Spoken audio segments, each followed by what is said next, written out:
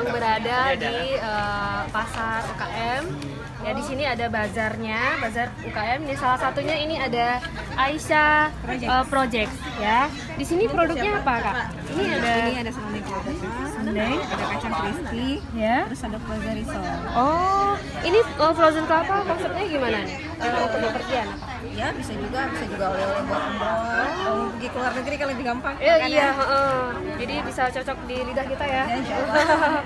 Ya, terus ini kita jualnya gimana aja? Ada online-nya gitu? Kalau online-nya ada, terus ini kita di toko bulan. Cuman karena belum cukup ya, karena di rumah aja insya Allah udah banyak peminatnya. Oh jadi, iya, produksinya ya, gitu ya.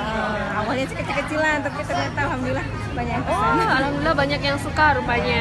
Terus IG-nya gimana? Apa ya? Aisyah Project.